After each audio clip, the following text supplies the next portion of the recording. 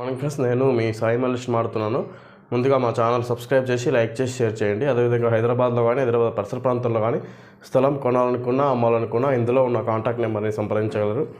Okay friends, ఈరోజు వార్తల్లోని ముఖ్యాంశాలు తెలుసుకుందాం. ఈనాడు దినపత్రిక ముమ్మాటికి రెఫరెండమే మా పాలనపై నమ్మకంతో చెబుతున్నా 14 సీట్లు గెలుస్తాం. కాంగ్రెస్ భాజపాల మధ్య పోటీ. కేసీఆర్కు ఎందుకు ఓటేయాలని ప్రజలు అడుగుతున్నారు. హామీలన్నీ అమలు చేస్తాం. రుణమాఫీకి ప్రత్యేక కార్పొరేషన్ ఏర్పాటు చేస్తాం. చంద్రబాబుపై వ్యక్తిగత ద్వేషంతోనే ఏపీ ఎన్నికలపై కేటీఆర్ వ్యాఖ్యలు. ఈనాడు ఈటీవీ ముఖాముఖిలో ముఖ్యమంత్రి రేవంత్ రెడ్డి 7 లక్షల కోట్ల రూపాయల అప్పు, ఎండిపోయిన రిజర్వాయర్లను కేసీఆర్ మా ప్రభుత్వానికి వారసత్వంగా అందించారు. 2014లో ఏడాదికి 6,000 కోట్లు అప్పుల కింద తిరిగి చెల్లిస్తే ఇప్పుడు నెలకు 7,000 కోట్లు చెల్లించాల్సిన దుస్థితి. మేము వచ్చాక 4 నెలల్లోనే అప్పులకు 26,000 కోట్లు చెల్లించాం. దుబారాను తగ్గించి నిధులను జాగ్రత్తగా వినియోగించడం, ఆదాయం పెంపు చర్యలు తీసుకోవడం వల్ల ఇప్పటికే ప్రతి నెల 500 కోట్ల నుంచి 600 కోట్ల వరకు ఆదాయం పెరిగింది అని ముఖ్యమంత్రి పిసిసి అధ్యక్షుడు రేవంత్ రెడ్డి తెలిపారు. 50,000 కోట్లతో పూర్తి చేయాల్సిన కాళేశ్వరం ప్రాజెక్టుకు 1,50,000 కోట్లు, నివాసానికి విలాసవంతమైన భవనాలు, కావాల్సిన వారికి కాంట్రాక్టు విలువను భారీగా పెంచి 1,00,000 పనిని 10 లక్షలు చేయడం, ఇలా అనేక రకాలుగా బారాస హయాంలో ఖజానాపై భారం మోపి భారీగా అప్పులు చేశారని ధ్వజమెత్తారు. అసెంబ్లీ ఎన్నికల సమయంలో ఇచ్చిన గ్యారంటీల్లో 5 అమలు చేశామని, ఆగస్టు 15లోగా రైతుకు రుణమాఫీ చేసి తీరుతామని ఈనాడు ఈటీవీకి ఇచ్చిన ఇంటర్వ్యూలో సీఎం స్పష్టం చేశారు. ఆర్ఎస్ఎస్ను స్థాపించి 100 ఏళ్ళు అయిన సందర్భంగా రిజర్వేషన్ల రద్దుకు కుట్ర జరుగుతుందని, ఎస్సీ ఎస్టీ ఓబీసీ రిజర్వేషన్లు ఉండాలనుకునే వారు కాంగ్రెస్కు ఓటు వేయాలని కోరారు. తాము అధికారం చేపట్టిన కొన్ని నెలలకే లోక్సభ ఎన్నికల కోడ్ వచ్చిందని, ఈ స్వల్పకాలంలో తాము అద్భుతాలు సృష్టించకపోయినా తప్పులు చేయలేదని, ప్రజలను నిరాశపరచలేదని చెప్పారు. 10 ఏళ్లు పాలించేందుకు ప్రజలు తీర్పు ఇస్తే మొదటి 100 రోజుల్లోనే గ్యారంటీల అమలుకు చర్యలు తీసుకున్నామని తెలిపారు. ఈ నమ్మకంతోనే లోక్సభ ఎన్నికలను తమ పాలనకు ముమ్మాటికి రెఫరెండంగానే భావించాలని ప్రజలను కోరుతున్నామన్నారు. మోడీని దించాలా ఉంచాలా అనే దానిపైనే ప్రస్తుత ఎన్నికలు జరుగుతున్నాయని, తెలంగాణలో పోటీ కాంగ్రెస్కు భాజపాకు మధ్య నేనని స్పష్టం చేశారు. బలహీన అభ్యర్థులను నిలిపి కొన్ని నియోజకవర్గాల్లో భాజపా విజయానికి బారస ప్రయత్నిస్తుందని ఆరోపించారు. కాళేశ్వరం ప్రాజెక్టుల్లో సమస్య వచ్చిందని 2021లోనే గుర్తించినా ఆనాటి బారస ప్రభుత్వం పట్టించుకోలేదు. 2023 సెప్టెంబర్లో మేడిగడ్డ కుంగింది. డిసెంబర్ 7 వరకు కేసీఆర్ సీఎంగా ఉన్నారు కదా, అప్పుడే కుంగిన పిల్లర్లను తొలగించి ఎందుకు మరమ్మతులు చేయలేదు? మేము రాగానే విచారణకు ఆదేశించి నిపుణుల కమిటీని నియమించాం. కేసీఆర్ లాగే మేము కూడా చేస్తే కూలిపోతుంది. మేడిగడ్డ అనేది కాళేశ్వరం ప్రాజెక్టుకు వెన్నుముక్క లాంటిది. మనిషికి వెన్నుపూస దెబ్బతిన్నాక కాళ్ళు చేతులున్నా పని చేయగలరా? మేడిగడ్డలో నీరుంటే అన్నారంలో, అక్కడి నుంచి సుందిలలో ఎత్తిపోయాలి. మేడిగడ్డలో నీరు ఆపడానికి లేదు. కేసీఆర్ వితండవాదంతో ప్రజలను తికమక పెడుతున్నారు సీఎం రేవంత్ రెడ్డి. భాజపాకు ఓటేస్తే పదవులు, పరిశ్రమలన్నీ గుజరాత్కే సీఎం.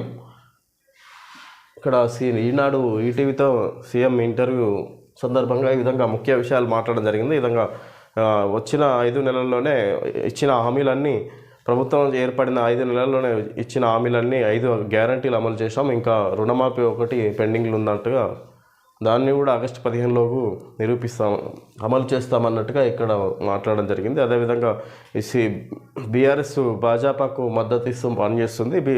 రాష్ట్రంలో కాంగ్రెస్కి బీజేపీకి మధ్య పోటీ. బీఆర్ఎస్కి ఎవరు ఓటేయారన్నట్టుగా ఇక్కడ సీఎం రేవంత్ రెడ్డి ఇంటర్వ్యూలో తెలియజేయడం జరిగింది. అదే కాళేశ్వరం ప్రాజెక్టు వివిధ నదులకు అనుసంధానం, దాన్ని మరమ్మతులు చేసి నడిపించాలన్నట్టుగా ఇక్కడ వివరించారు. అబద్ధాలే కాంగ్రెస్ గ్యారంటీ. రిజర్వేషన్ల రద్దు దశాబ్దంలోనే అతిపెద్ద అబద్ధం. హామీలు అమలు చేయలేకే రేవంత్ తప్పుడు ప్రచారం. ఆ పార్టీ ఎప్పుడో ఇటలీ కాంగ్రెస్గా మారింది. భాజపా రాష్ట్ర అధ్యక్షుడు కిషన్ రెడ్డి ధ్వజం.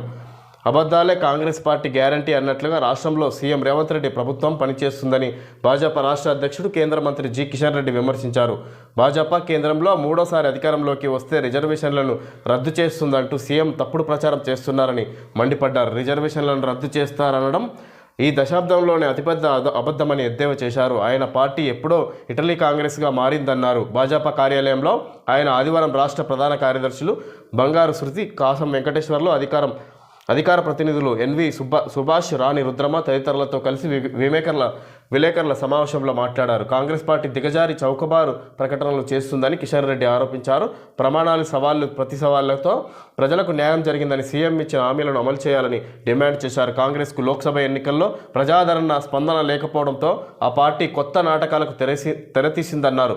తెలంగాణలో అమలవుతున్న బీసీ రిజర్వేషన్లు, స్థానిక సంస్థల రిజర్వేషన్లపై చర్చకు సిద్ధమా అని కిషన్ రెడ్డి సవాల్ చేశారు. ఏ ప్రాతిపదికన సీఎం రేవంత్ రెడ్డి మాట్లాడుతున్నారో చర్చకు రావాలన్నారు.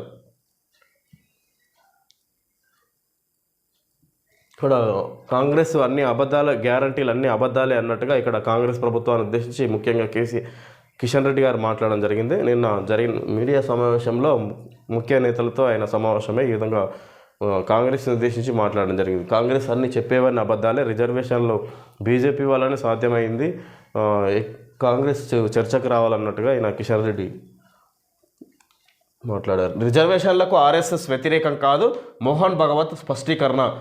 రాజ్యాంగబద్ధత కలిగిన రిజర్వేషన్లకు తామెప్పుడూ వ్యతిరేకం కాదని రాష్ట్రీయ స్వయం సేవక్ సంఘ్ ఆర్ఎస్ఎస్ చీఫ్ మోహన్ భగవత్ స్పష్టం చేశారు. రిజర్వేషన్లకు ఆర్ఎస్ఎస్ వ్యతిరేకమంటూ సామాజిక మాధ్యమాల్లో వైరల్ అవుతున్న వీడియోతో తమకు సంబంధం లేదన్నారు. దేశంలో అసమానతలు తొలగే వరకు రిజర్వేషన్లు అమలు కావాలని, వాటికి తమ మద్దతు ఎల్లప్పుడూ ఉంటుందని ఆయన పేర్కొన్నారు. హైదరాబాద్లోని నాదర్గుల్లో ఆదివారం విద్యాభారతి విజ్ఞాన కేంద్రం విబివికే ప్రారంభోత్సవంలో మోహన్ భగవత్ చిన్నజీయర్ స్వామి పాల్గొన్నారు. అనంతరం నిర్వహించిన సమావేశంలో భగవత్ మాట్లాడారు. రిజర్వేషన్లకు ఆర్ఎస్ఎస్ వ్యతిరేకం కాదన్నట్టుగా నిన్న మోహన్ భగవత్ స్పష్టీకరణ. ఇక్కడ కాంగ్రెస్ చేస్తున్న ప్రచారంలో భాగంగా ఈయన ఆర్ఎస్ఎస్ సంఘం వ్యక్తి ఉన్నటువంటి ఈయన మోహన్ భగవత్ రిజర్వేషన్లకు వ్యతిరేకం కాదు మేము అన్నట్టుగా ఆయన ఈ సమావేశంలో మాట్లాడడం జరిగింది. గోదావరిని మోడీ ఎత్తుకుపోతున్నారంటే రేవంత్ నోరు మెదపరేం. కేసీఆర్ జైళ్లకు భయపడితే తెలంగాణ వచ్చేదా? స్టేషన్ గన్పూర్కు త్వరలో ఉప ఎన్నిక ఖాయం. హనుమకొండ రోడ్ షోలో మాజీ సీఎం కేసీఆర్ తెలంగాణ గొంతు కోసి మన బతుకుదెరువైన గోదావరి నదిని ప్రధానమంత్రి మోడీ తన రాజకీయ ప్రయోజనాల కోసం ఎత్తుకుపోతానంటే చేతకాని రేవంత్ రెడ్డి ప్రభుత్వం నోరు మెదకపోవడంలో మతలబేంటని బారాస అధినేత మాజీ ముఖ్యమంత్రి కేసీఆర్ ప్రశ్నించారు. ఆదివారం వరంగల్ లోక్సభ నియోజకవర్గ పరిధిలోని హనుమకొండలో బారాస అభ్యర్థి డాక్టర్ మారపల్లి సుధీర్ కుమార్ను గెలిపించాలని కోరుతూ రోడ్ షో చేపట్టారు. రాత్రి 8 గంటలకు అంబేద్కర్ విగ్రహం నుంచి హనుమకొండ చౌరస్తా వరకు ఇది సాగింది. అనంతరం చౌరస్తాలో ప్రజలను ఉద్దేశించి ప్రసంగించారు. మనకున్న ఒకే ఒక నది, మన బతుకుదేరు గోదావరి. నేడైనా రేపైనా అదే మనకు జీవనాధారం. హనుమకొండ చౌరస్తాలో నినదిస్తున్న బారాస అధినేత కేసీఆర్ పక్కన వరంగల్ అభ్యర్థి మారపల్లి సుధీర్ కుమార్, పల్లా రాజేశ్వరరెడ్డి, దాస్యం వినయ్ భాస్కర్. రాష్ట్రంలో కాంగ్రెస్ పాలనలో రైతు బంధు పోయింది, కరెంటు బంద్ అయింది, వరికి బోనస్ బోగసే అయింది. ఇన్ని మోసాలు చేసిన తర్వాత కాంగ్రెస్కు కానీ గోదావరి ఎత్తుకుపోతానన్న భాజపాకు కానీ ఓటేస్తే ఏమవుతుంది? ప్రజల తరపున కొట్లాడే వారు ఎవరు? అది కేసీఆరే. యుద్ధం చేద్దాం, బారాస ప్రభుత్వంలో మాదిరి మళ్ళీ రైతు బంధు రావాలన్న ప్రజలు నాకు బలం ఇవ్వాలి. బారాస అధినేత కేసీఆర్. ఇక్కడ రేవంత్ రెడ్డిని ఉద్దేశించి కాంగ్రెస్ ప్రభుత్వం ఇక్కడ గోదావరిని మోడీ ఎత్తుకుపోతానంటే రేవంత్ నోరు మీద మాట్లాడరు ఏందన్నట్టుగా ఇక్కడ రేవంత్ రెడ్డిని ఉద్దేశించి కేసీఆర్ మాట్లాడడం జరిగింది. నిన్న జరిగిన హనుమకొండ రోడ్ షోలో భాగంగా ఆయన ఈ విధంగా మాట్లాడారు. కాంగ్రెస్ ప్రభుత్వాన్ని ఉద్దేశించి ఆయన ముఖ్యంగా మాట్లాడడం జరిగింది. జవహర్ రెడ్డి జగన్ నాటకం వైపాకకు వంత పాడేలా ఏపీ సీఎస్ మరో వికృత క్రీడ. బ్యాంకుల్లో పింఛన్ నగదు జమ చేసేలా నిర్ణయం. ఇప్పటికే 32 మంది వృద్ధుల ఉసురు పోసుకున్నా అదే తీరు. మళ్ళీ ఇబ్బందులకు గురిచేసి ఆ నెపాన్ని విపక్షాలపై వేసి కుట్ర. సీఎస్ను నడిపిస్తున్నది జగన్, ధనంజయ రెడ్డిలే. సరిపడా సిబ్బంది ఉన్న ఇంటింటికి పింఛన్ల పంపిణీకి మోకాలడ్డు. ఒక ఎత్తు కాకపోతే మరో ఎత్తు, ఒక వ్యూహం కాకపోతే మరో వ్యూహం. ఏది అమలు చేసినా అంతిమంగా వైకాపాకు మేలు చేయడమే లక్ష్యం. ఇది పింఛన్ పంపిణీలో ఏపీ ప్రభుత్వం ప్రధాన కార్యదర్శి జవహర్ రెడ్డి ఆడుతున్న జగన్ నాటకం. ఇంటింటికి వెళ్ళి పింఛన్ పంపిణీ చేయకుండా ఉండేందుకు ఎన్ని రకాల కుతంత్రాలు పన్నాలో అన్నింటికీ ఆయన అమలు చేస్తున్నారు. ఏప్రిల్ 1న పింఛన్దారుల ఇళ్లకు వెళ్ళి పింఛన్ పంపిణీ చేయకుండా ముందే మండే ఎండల్లో గ్రామ వార్డు సచివాలయాలకు రప్పించడంతో 32 మంది వృద్ధులు మరణించారు. అయినా మే 1న పింఛను పంపిణీకి మరింత దారుణమైన ఆదేశాలు జారీ చేశారు.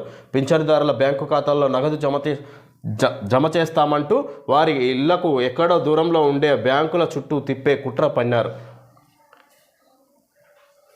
ఇవిగో నీకు పింఛన్ డబ్బులు వచ్చాయి, కాకపోతే బ్యాంకుల్లో వేస్తాను, వెళ్ళి తీసుకో. ఇక్కడ జవహర్ రెడ్డి నగనాటకం అన్నట్టుగా ఇక్కడ ఏపీకి సంబంధించి వైఎస్ వైఎస్ఆర్సీపీ పార్టీకి సంబంధించి ఇది విమర్శిస్తున్నట్టుగా ఇక్కడ ఈనాడులో తెలియజేశారు. తెలంగాణ బగబగ 6 జిల్లాల్లో 45 డిగ్రీల పైన ఉష్ణోగ్రత. ఖమ్మం, ములుగు జిల్లాల్లో వడగాలులు. నేడు రేపు ఎండల తీవ్రత ఐఎండి.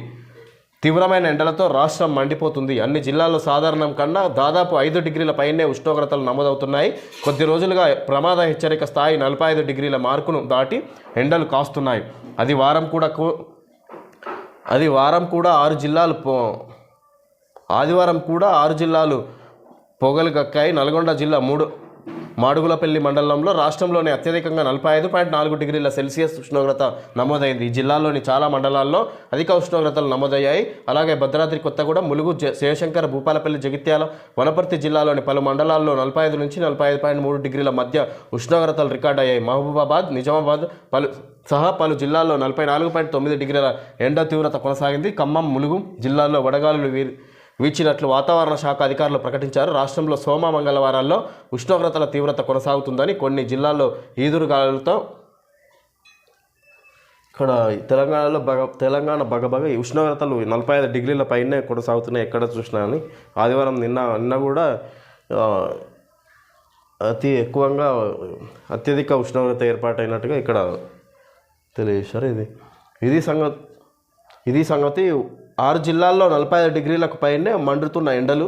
ఎంత ఎండలైనా కండువాని అలా కప్పుకోకండి సార్, దివాలా తీశారు అనుకుంటారు.